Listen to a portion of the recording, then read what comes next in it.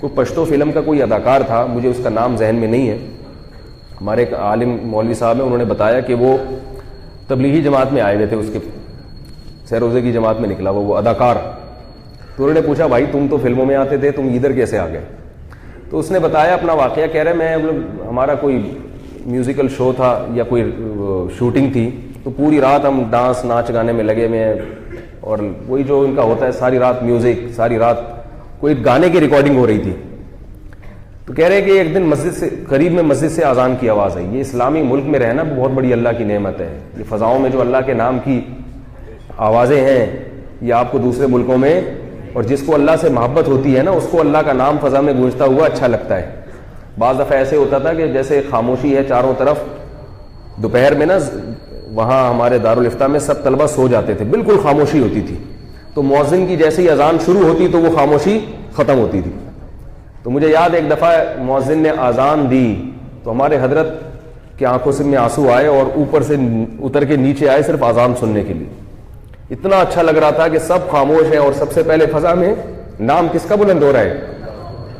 فجر کی اذان میں بڑا مزہ ہے, سب خاموشی ہوتی ہے, ایک دم اللہ اکبر کی صدا, اللہ اکبر کی صدا فضا میں گونجتی ہے. تو اتنا شکر ادا کرتا ہوں کہ اللہ تیرا کتنا بڑا فضل ہے کہ تیرا نام ہمیں فضاؤں میں سننے کو مل رہا ہے.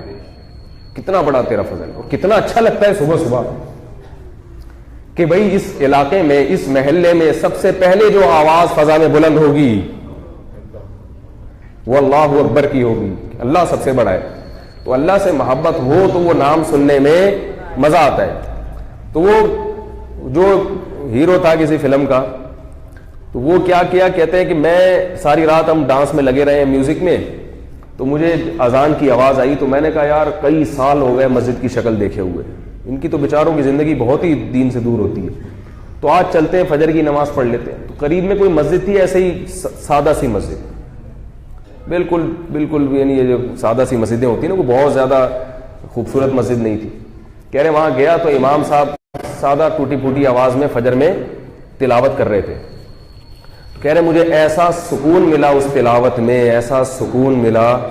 میں نے کہا سکون تو ان لوگوں کے پاس ہے, موسیقی کی دھنوں میں وقتی لذت ہے, وقتی لذت, حقیقی سکون نہیں ہے. جیسے چرس اور ہیروئن میں وقتی لذت بہت ہے مگر ہیروئن کی زندگی تباہ ہو جاتی ہے, ایسے ہی موسیقی بھی ایک نشہ ہے, وقتی طور پر تھرک لیتا ہے انسان, تھوڑا سا مزہ آ جاتا ہے, اس کے بعد اس کا سکون آہستہ آہستہ, اسے ہر وقت وہی چاہیے, ہر وقت وہی. جیسے ہیروئن کو ہر وقت ہیروئن چاہیے نا, ایسے ہی موسیقی کے رسیالے کو ہر وقت کیا چاہیے؟ موسیقی چاہیے ہر وقت. وہ خاموشی سے وحشت ہوتی ہے, اور جس کے دل میں اللہ کی محبت ہو اس کو خاموشی میں سکون ملتا ہے. سکون خاموشی میں ہے, شور شرابے میں نہیں ہے. جتنی خاموشی ہوگی اتنا ہی زیادہ سکون ہوگا.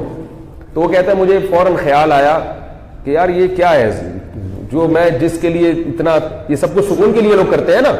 تو کہہ رہے ہیں کہ میں نے کیا کیا کہ میں نے کہا چلو اب ایک اللہ نے ایک راستہ دیا ہے تبلیغ کا.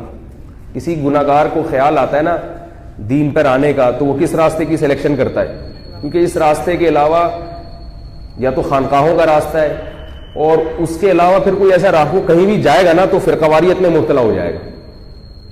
وہ بجائے اس کو گناہ چھڑوانے کے ٹانگیں چوڑی ٹانگیں پتلی, زور سے آمین آہستہ آمین, وہ کافر, وہ دار اسلام سے, یہ سارے حساب کتاب. تبلیغ میں ایک اچھی خوبی ہے الحمدللہ, کوئی ادھر ادھر کی باتیں نہیں کرتے.